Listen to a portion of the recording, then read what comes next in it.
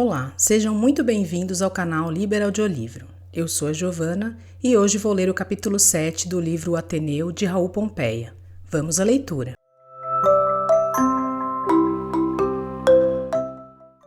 Capítulo 7. O tédio é a grande enfermidade da escola, o tédio corruptor que tanto se pode gerar da monotonia do trabalho como da ociosidade. Tínhamos em torno da vida o ajardinamento em floresta do parque e a toalha esmeraldina do campo e o diorama acidentado das montanhas da Tijuca, ostentosas em curvatura torácica e frentes felpudas de colosso. Espetáculos de exceção por momentos que não modificavam a secura branca dos dias, enquadrados em pacote nos limites do pátio central, quente, insuportável de luz, ao fundo daquelas altíssimas paredes do Ateneu, claras da caiação do tédio, claras, cada vez mais claras. Quando se aproxima o tempo das férias, o aborrecimento é maior. Os rapazes, em grande parte dotados de tendências animadoras para a vida prática, forjicavam 1000 meios de combater o enfado da monotonia. A folgança fazia época como as modas, metamorfoseando-se depressa como uma série de ensaios. A peteca não divertia mais, palmeada com estrépito, subindo como foguete, caindo a rodopiar sobre o cocar de penas? Inventavam-se as bolas elásticas. Fartavam-se de borracha? Inventavam-se as pequenas esferas de vidro. Acabavam-se as esferas? Vinham os jogos de salto sobre um tecido de linhas a giz no soalho ou riscadas a prego na areia. A amarela e todas as suas variantes, primeira casa, segunda casa, terceira casa, descanso, inferno, céu, levando-se à ponta de pé o seixozinho chato em arriscada viagem de pulos. Era depois a vez dos jogos de corrida, entre os quais figurava notavelmente o saudoso e rijo chicote queimado. Variavam os aspectos da recreação, o pátio central animava-se com a revoada das penas, o estalar elástico das bolas, passando como obuses, ferindo o alvo em pontaria amestrada, o formigamento multicor das esferas de vidro pela terra, com a gritaria de todas as vozes do prazer e do alvoroço. Depois havia os jogos de parada, em que circulavam como preço as penas, os selos postais, os cigarros, o próprio dinheiro. As especulações moviam-se como o bem conhecido ofídio das corretagens. Havia capitalistas e usurários, finórios e papalvos, idiotas que se encarregavam de levar ao mercado, com a facilidade de que dispunham fora do colégio, fornecimentos inteiros valiosíssimos de malats e guillots, que os hábeis limpavam com a gentileza de figurões da bolsa, e selos inestimáveis que os colecionadores práticos desmereciam para tirar sem custo. Fumantes ébrios de fumo alheio, adquirido facilmente no movimento da praça, repimpados à turca sobre os coxins da barata fartura. As transações eram proibidas pelo Código do Ateneu. Razão demais para interessar. Da letra da lei, incubados sob a pressão do veto, surgiram outros jogos, mais expressamente característicos, dados que espirravam como pipocas, naipes em leque, que se abriam orgulhosos dos belos trunfos, entremostrando a pança do rei, o sorriso galhardo do valete, a simbólica orelha da sota, a paisagem ridente do as. Roletas miúdas de cavalinhos de chumbo, uma aluvião de fichas em cartão, pululantes como os dados e coradas como os padrões do carteiro. A principal moeda era o selo. Pelo sinete da aposta dava-se tudo. Não havia prêmios de lição que valessem o mais vulgar daqueles cupons servidos. Sobre este preço permutavam-se os direitos do pão, da manteiga ao almoço, da sobremesa, as delícias secretas da nicotina, o próprio decoro pessoal em si. A raiva dos colecionadores, caprichando em exibir cada qual o álbum mais completo, mais rico, transmitia-se a outros simples agentes de especulação. Destes ainda outros, com a sedução do interesse. No colégio todo, só Rabelo, talvez, e o Ribas. O primeiro fundeado no porto da misantropia senil, que o distanciava do mundo tempestuoso. O outro a fazer perpetuamente de anjo feio aos pés de Nossa Senhora. Escapavam à mania geral do selo, melhor, a geral necessidade de premunir-se com valor corrente para as emergências. No comércio do selo é que fervia a agitação de empório, contratos de cobiça, de agiotagem, de esperteza, de fraude. Acumulavam-se valores, circulavam, frutificavam. Conspiravam os sindicatos, arfava o fluxo, o refluxo das altas e das depreciações. Os inexpertos arruinavam-se e havia banqueiros atilados, espapando banhas de prosperidade. Falava-se com a reserva tartamuda dos caudatários do milhão, de fortunas imponderáveis. Certo felizardo que possuía aqueles imensos exemplares da primeira aposta na Inglaterra, os dois raríssimos ambos, o azul e o branco de 1840, com a estampa nítida de Mulready, a Grã-Bretanha, braços abertos sobre as colônias, sobre o mundo. À direita, a América, a propaganda civilizadora, a conquista da savana. À esquerda, o domínio das Índias, cules sob fardos, dorsos de elefantes subjugados. Ao fundo, para o horizonte, navios, o trenó canadiano que foge à disparada das renas. No alto, como as vozes aladas da fama, os mensageiros da metrópole. Joias deste preço imobilizavam-se nas coleções, inalienáveis por natureza como certos diamantes. Nem por isso era menos ardente a mercancia na massa febril da pequena circulação.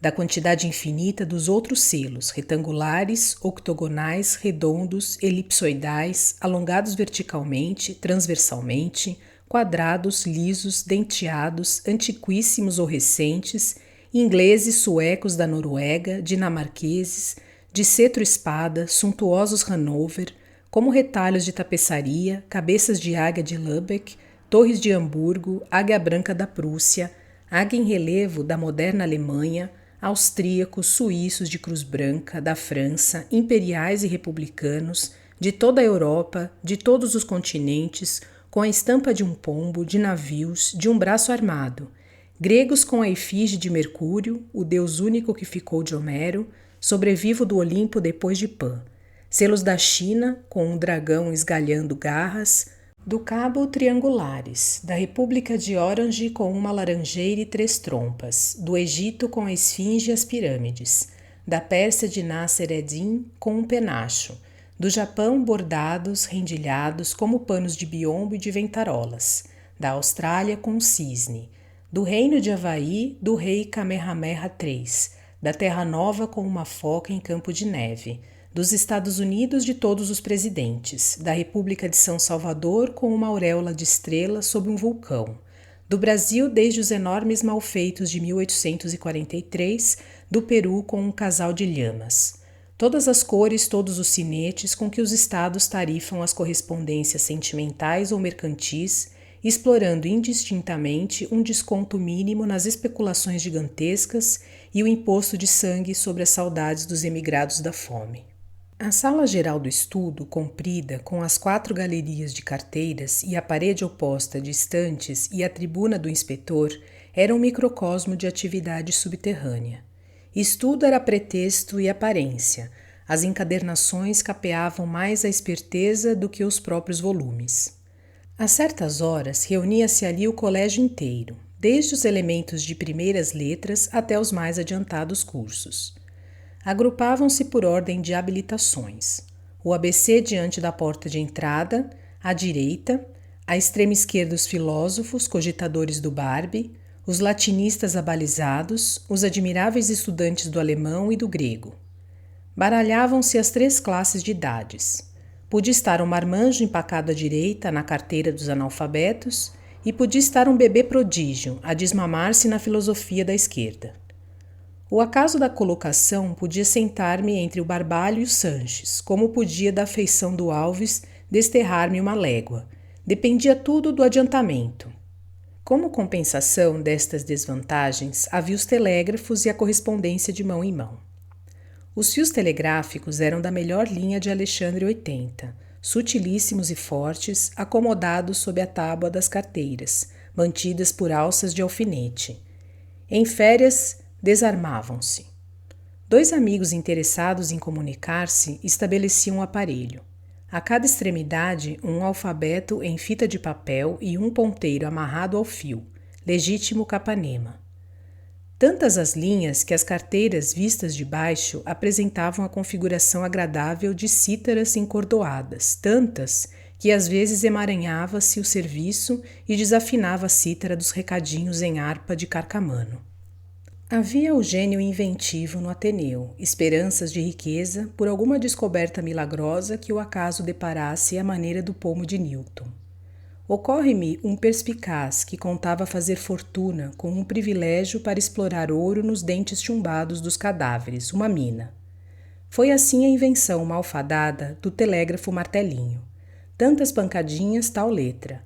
Tantas mais, tantas menos, tais outras. Os inventores achavam no sistema dos sinais escritos a desvantagem de não servir à noite. O elemento base desta reforma era uma confiança absoluta na surdez dos inspetores. Aventuroso fundamento, como se provou. As primeiras pancadinhas passaram. Apenas os estudantes mais próximos sorriam disfarçando. Mas o martelinho continuou a funcionar e ganhou coragem. No silêncio da sala gotejavam as pancadas, miúdas como o debicar de um pintainho no soalho. No alto da tribuna, o Silvino coçou a orelha e ficou atento. Começava a implicar com aquilo. Silêncio, silêncio e as pancadinhas de vez em quando. Foi o diabo. Inesperadamente precipitou-se do alto assento como um abutre, e com a finura do ofício foi cair justo sobre o melhor de um despacho. Seguiu-se a devastação. Examinando a carteira, descobriu a rede considerável dos outros telégrafos. Foi tudo raso. Brutal como a fúria, implacável como a guerra. Ó Havas!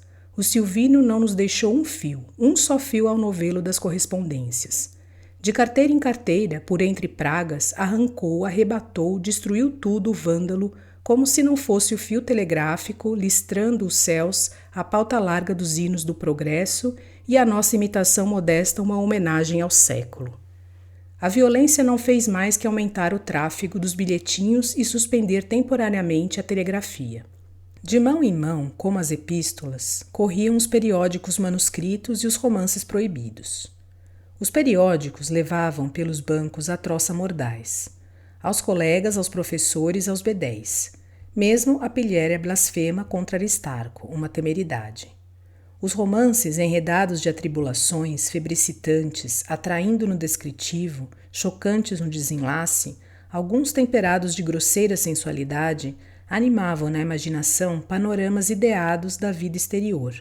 Quando não há mais compêndios, as lutas pelo dinheiro e pelo amor, o ingresso nos salões, o êxito da diplomacia entre duquesas, a festejada bravura dos duelos, o pundonor de espada à cinta, ou então o drama das paixões ásperas, tormentos de um peito malsinado e sublime sobre um cenário sujo de bodega, entre vômitos de mau vinho e palavradas de barrigã sem preço. Com a proximidade das férias de ano, tudo desaparecia, o aborrecimento imperava. A impaciência da expectativa de livramento fazia intolerável a reclusão dos últimos dias. Organizavam-se os preparativos para a grande exposição de trabalhos da aula de desenho. As aulas primárias estavam a ponto de entrar em exames, dos particulares semestrais em que o diretor sondava o aproveitamento. Estes cuidados não podiam combater a inércia expectante dos ânimos. No salão do estudo, poucos abriam o livro. Os rapazes alargavam os cotovelos sobre a carteira, fincavam o queixo nas costas da mão e abstraíam-se com o olhar imóvel, idiotismo de espera, como se tentassem perceber o curso das horas no espaço. Por trás da casa, no quintal do diretor, ouvia-se cantando Ângela, cantilenas espanholas, sinuosas de moleza. Mais longe, muito mais, em zumbido indistinto, como um horizonte sonoro, as cigarras trilavam, agitando o ar quente com uma vibração de fervura. Nas horas longuíssimas do recreio, os rapazes passeavam calados, destruindo a comunhão usual dos brincos, como se temessem estragar mais alegria naquele cativeiro, certos de melhor emprego breve. Pelas paredes a carvão, pelas tábuas negras a traços brancos, arranhada na caliça, escrita a lápis ou a tinta, por todos os cantos via-se esta proclamação: viva as férias, determinando a ansiedade geral como um pedido, uma intimativa ao tempo que fosse menos tardo, opondo, cruel, a resistência impalpável, invencível dos minutos, dos segundos, à chegada festiva da boa data. Bento Alves, depois de assegurar que unicamente por mim se havia sujeitado à humilhação que sofrera, andava propositalmente arredio. Eu solitário e vinha como os outros, percorrendo o pátio, marcando a bocejos os prazos alternados de impaciência e resignação, vendo pairar por cima do recreio um papagaio que soltavam meninos da rua para as bandas do Ateneu. Invejava-lhe a sorte, ao papagaio cabeceando alegre, ondeando a balouçar, estatelando-se no vento, pássaro caprichoso, dominando o vermelho vasto retângulo azul que as paredes cortavam no firmamento, solitário, solitário como eu, cativo também, mas ao alto e lá fora. Relaxava-se o horário. Professores faltavam. Era menos rude a inspeção. Os alunos iam por toda a parte à vontade. Faziam roda de palestra nos dormitórios, pilando enfastiadamente os mais duros assuntos, murmurações esmoídas, escabrosidades pulverizadas, trituradas malícias, algumas vezes malícias ingênuas, se é possível, caracterizando-se no conciliábulo o azedume e tagarela do cansaço podre de um ano, conforme a psicologia de cada salão. Os dormitórios apelidavam-se poeticamente segundo a decoração das paredes. Salão Pérola, o das crianças, policiado por uma velha, mirrada e má, que erigira o beliscão em preceito único disciplinar, olhos mínimos, chispando, boca sumida entre o nariz e o queixo, garganta escarlate, uma população de verrugas, cabeça penugenta de dipaeto sobre um corpo de bruxa. Salão azul, amarelo, verde, salão floresta, dos ramos do papel, aos quais se recolhia a classe inumerável dos médios. O salão dos grandes, independente do edifício, sob o estudo geral, conhecia-se pela denominação amena de chalé. O chalé fazia a vida em separado e misteriosa. O policiamento dos dormitórios competia aos diversos inspetores, convenientemente distribuídos. Na época, atenuavam-se os zelos da polícia. O próprio Gipaeto do Pérola batia as asas para a folia, uma inocente folia de 90 anos. A palestra corria desassombrada. Deitavam-se uns a uma cama, outros cercavam agrupados nas camas próximas e atacavam os assuntos. No salão dos médios, Dona Ema, não se murmura à toa. Reparem na maneira de falar do Crisóstomo. Tem motivo, rapagão. Palavra que os apanhei sozinhos, juntinhos, conversando à distância de um beijo. O melhor é que o Crisóstomo não vai para a rua. Que diabo, nem tanto vale o grego, que se pague a beijocas descontadas pela mulher. Tenho para mim que o negócio ainda acaba mal e porcamente. Cacós cai ruparós, com uma estralada. Ora, diretores, empresários, fabricantes de ciência barata e prodígios de carregação, com que empulham os papais basbaques. O que querem é a frequência do negócio. Falem cá em anúncios, mulher ao balcão, que chamariz uma carinha sedutora. Eu, por mim, se fosse diretor, inaugurava um kindergarten para taludos, uma bonita diretora testa e 4 adjuntas amáveis. Não haveria nhonhô graúdo que não morresse pelo ensino intuitivo. Como não haviam de pagar para cortar pauzinhos no meu jardim? E que serviço ao progresso do meu país, estimular a Froebel as inteligências perrengues e as adolescências atrasadas. Pois eu seria capaz de guerrear o estabelecimento. Se fosse diretor, teria o cuidado de ser também ministro do Império. Revogava a instrução pública e aprovava a minha gente por decreto, tudo de pancada e com distinção. Qual? Eu, se fosse diretor, seria safado. Não há nada neste mundo como ser safado. Uma bonita meninada, que festança. Os meninos gostam da gente, a gente gosta dos meninos, e o colégio cresce, crescite. Daí a pouco tanta matrícula que precisaríamos mudar de casa. Que canalha, que linguinhas, safa, pois eu cá só digo mal daquele tipo do Liceu Marcelo, que tem na face a costura cicatrizada do talho que lhe fez um discípulo em certa aventura com o mais pacífico dos utensílios, e que ainda assim foi apanhado no cassino deixando aberto num divã o carnê de baile, cuidadosamente ilustrado de símbolos pedagógicos. A palestra no Pérola era muito mais cândida e principalmente nada pessoal. Curso improvisado de obstétrica elementar, pura especulação. Todos queriam saber. Apertavam-se 20 pequenos em roda do problema, como aquelas figuras da lição de Rembrandt. Qual a origem das espécies? Eram investigadores. Ninguém adiantava um passo. Estava ausente o de Paeto, que talvez pudesse explicar. Feliz quem pode conhecer a causa das coisas. Como é a entrada na vida? Ordem dórica? Jônica? Compósita? As imaginações trabalhadas formigavam avidamente sobre a questão. Ninguém penetrava. Desenrolavam-se as teorias domésticas angélico-ginecológicas. Havia em Paris uma grande empresa de exportação, da qual eram agentes em todo o mundo os parteiros, e comissária central no Rio Madame Durocher. Vinha o gênero dos berços, encaixotados, mijadinhos e chorosos. Esta teoria tinha o merecimento filosófico de prescindir das causas finais. Os metafísicos inclinavam-se mais para a intervenção da sobrenatureza. Por ocasião do Natal, havia de noite uma distribuição geral de herdeirozinhos pela terra, chuva de pimpolhos, para compensar a matança dos inocentes, tão prejudicial no tempo de Herodes. Inútil dizer que os referidos inocentes vinham outrora ao mundo pela mão dos mesmos portadores das credenciais da revelação, hoje em desuso. E a academiazinha de investigadores arrumava documentos, sorrindo alguns da credulidade dos outros, exibindo em refutação credulidade de diverso quilate, alguns mais positivos, aduzindo observações próprias, porque os meninos espiam, oferecendo à opinião dos colegas uma nota ponderosa, edificando-se lentamente o sistema como os sistemas se edificam, aproveitando-se apenas o elemento franqueado pelo apoio comum. 2 últimos pareceres concorreram oportunamente para desatar os embaraços e a assembleia dispersou-se.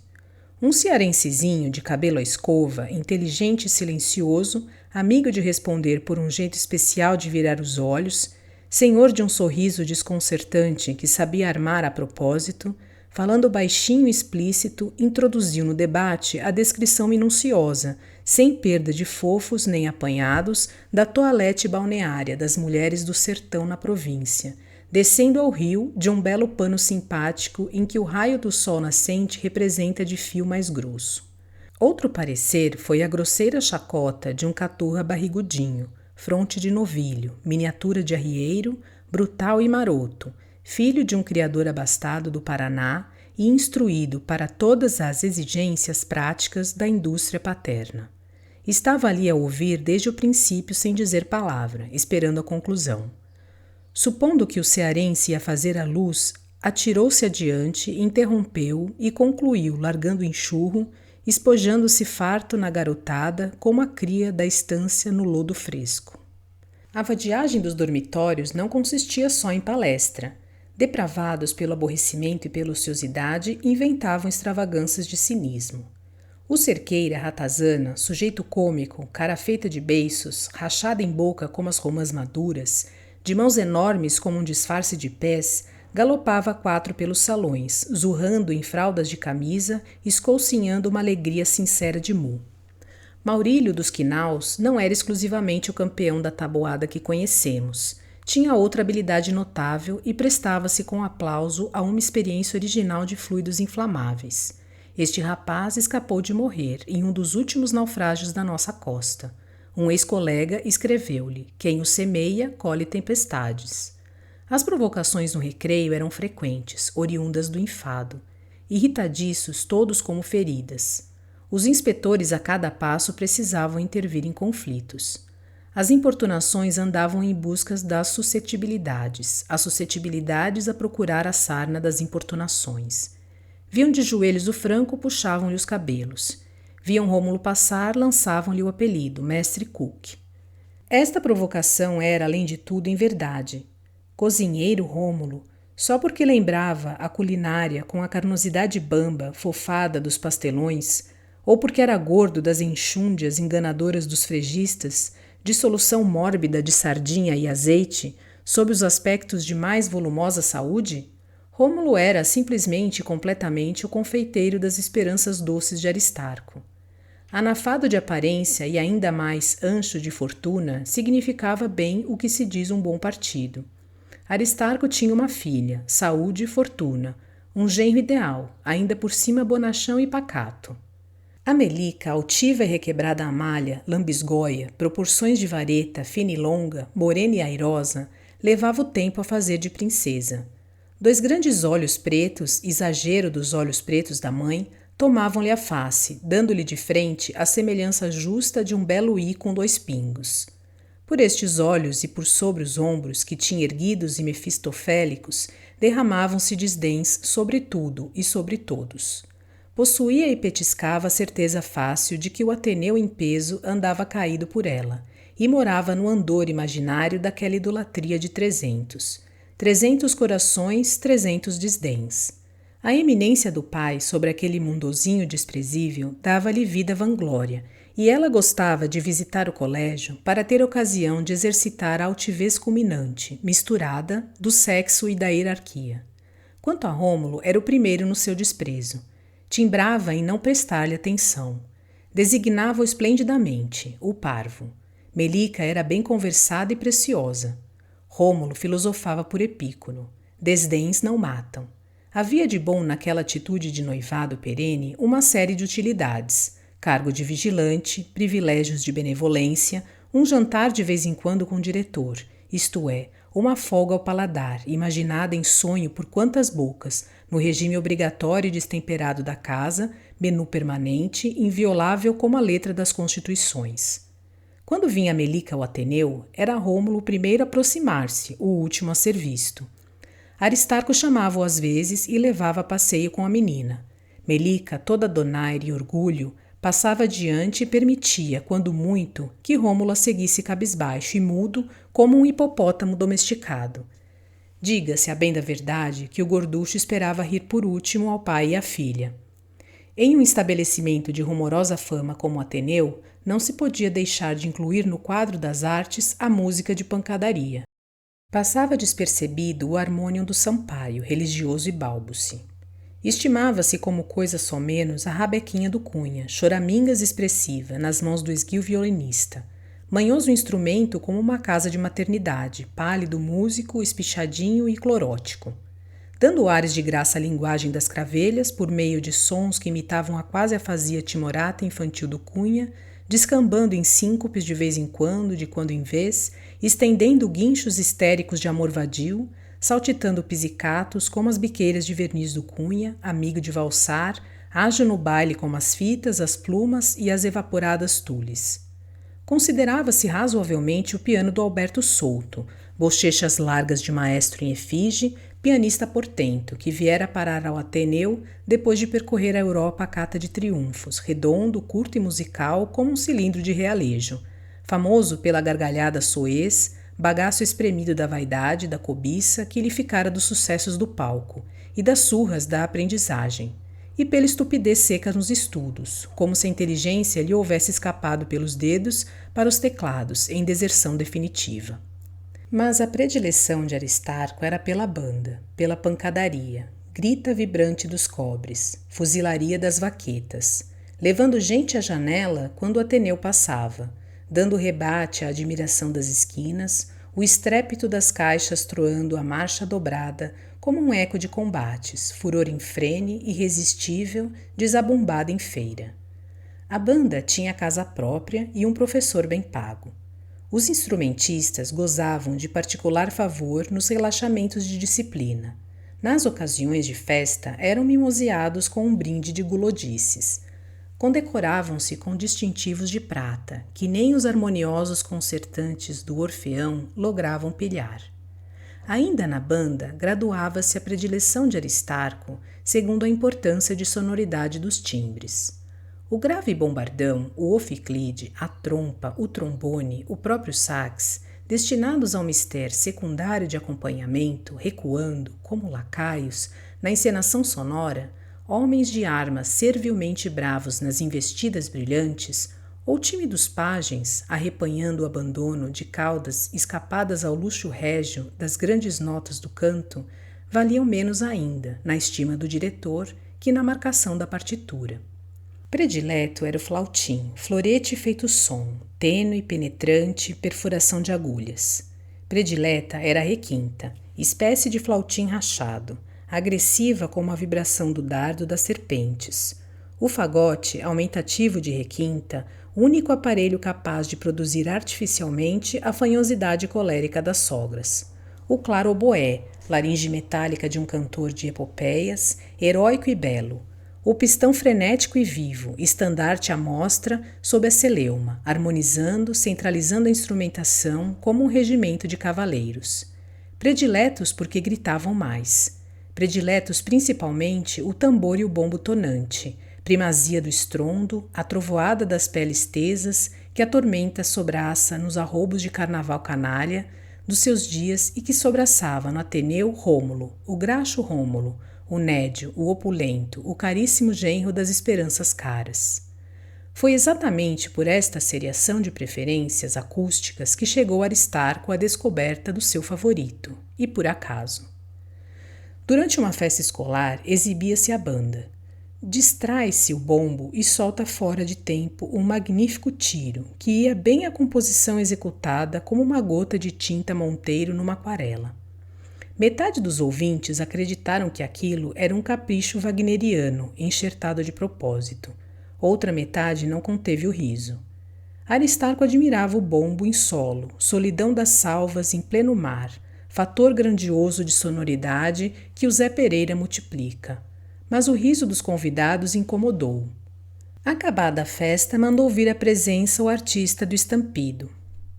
Apresenta-se o músico e não sei como se entenderam que, em vez de castigo, retirou-se Rômulo do gabinete com os forais vantajosos de genro ad honorem. O escandaloso favor suscitou uma reação de inveja. Rômulo era antipatizado. Para que o não manifestassem excessivamente, fazia-se temer pela brutalidade. Ao mais insignificante gracejo de um pequeno, atirava contra o infeliz toda a corpulência das infiltrações de gordura solta, desmoronava-se em socos. Dos mais fortes, vingava-se resmungando intrepidamente.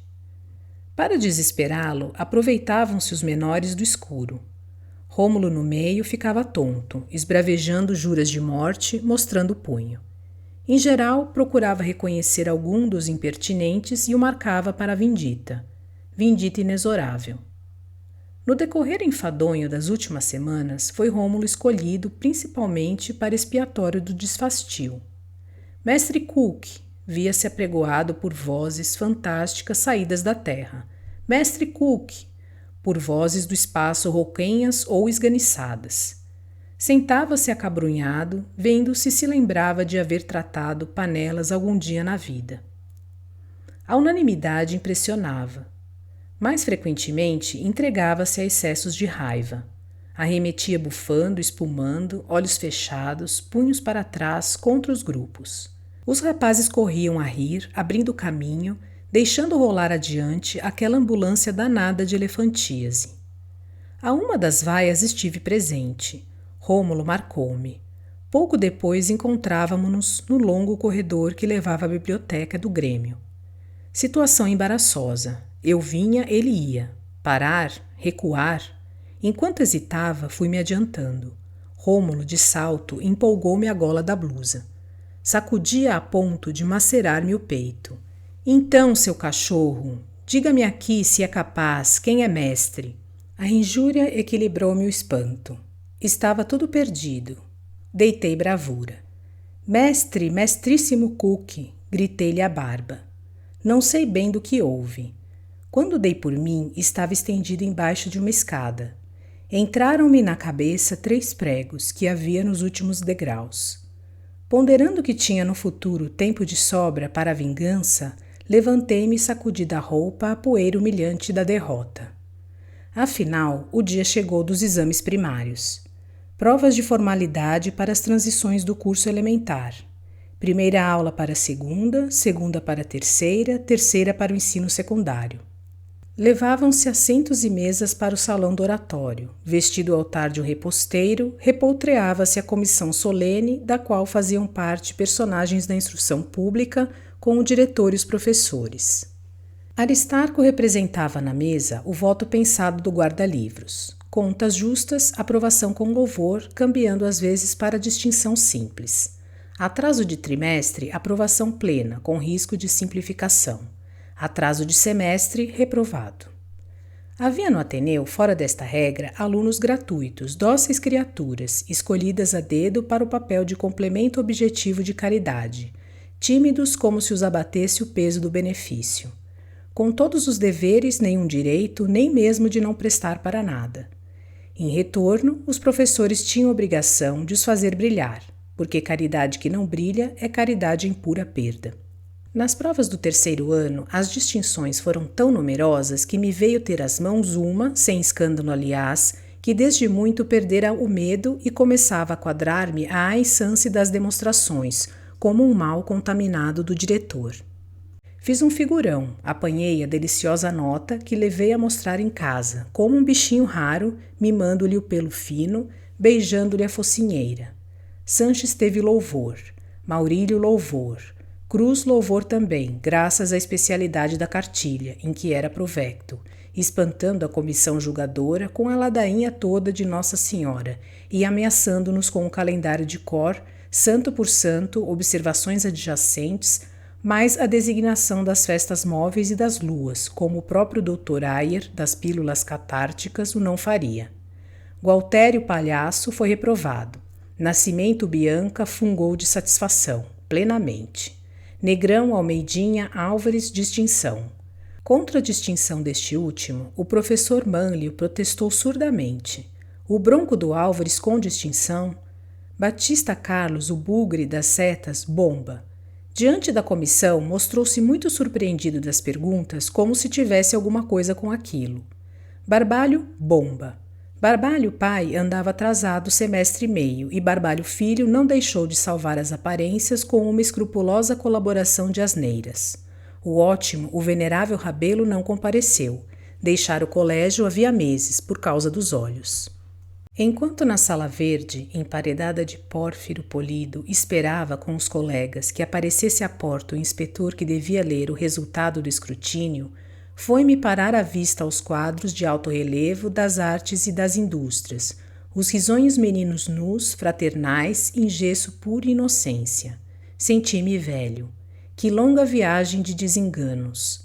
Alguns meses apenas desde que vira a primeira vez as ideais crianças vivificadas no estuque pelo contágio do entusiasmo ingênuo, ronda feliz do trabalho. Agora, um por um, que os interpretasse aos pequenos hipócritas mostrando as nádegas brancas como um reverso igual de candura, um por um que os julgasse, e todo aquele gesso das facezinhas rechonchudas coraria de uma sanção geral e esfoladora de palmadas. Não me enganavam mais os pequeninos patifes. Eram infantis, alegres, francos, bons, imaculados, saudade inefável dos primeiros anos, tempos da escola que não voltam mais. E mentiam todos. Cada rosto amável daquela infância era a máscara de uma falsidade, o prospecto de uma traição.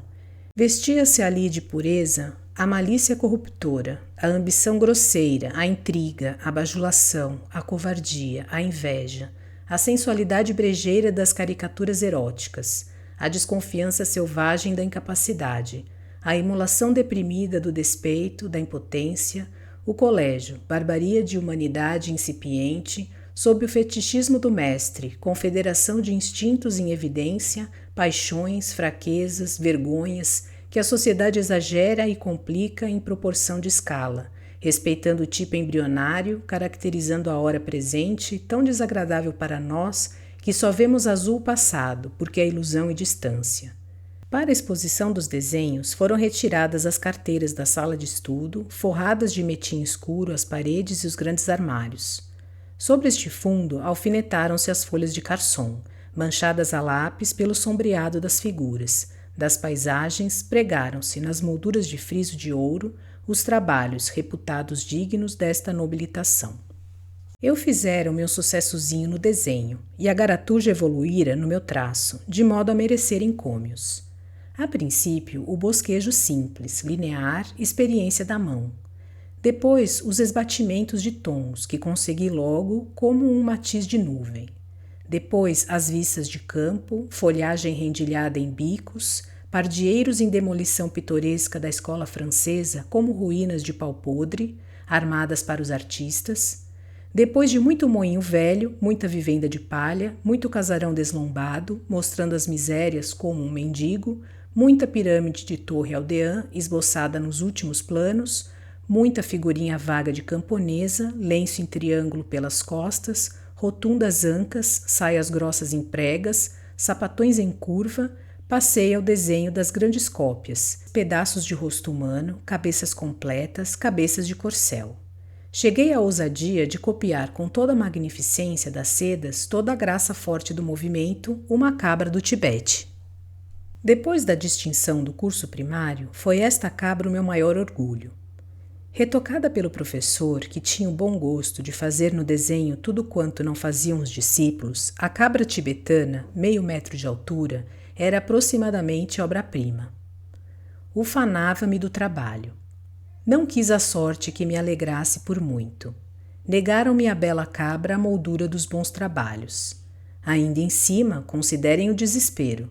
Exatamente no dia da exposição, de manhã, fui encontrá-la borrada por uma cruz de tinta larga de alto a baixo, que a mão benigna de um desconhecido traçara. Sem pensar mais nada, arranquei à parede o desgraçado papel e desfiz em pedaços o esforço de tantos dias de perseverança e carinho. Quando os visitantes invadiram a sala, notaram na linha dos trabalhos suspensas 2 enigmáticas pontas de papel rasgado. Estranhavam, ignorando que ali estava interessante, em último capítulo, a história de uma cabra, de uma cruz, drama de desespero e espólio miserando de uma obra-prima que fora. As exposições artísticas eram de 2 em 2 anos, alternadamente com as festas dos prêmios. Conseguia-se assim uma quantidade fabulosa de papel riscado para a maior riqueza das galerias. Cobria-se o metim desde o soalho até ao teto. Havia de tudo, não só desenhos.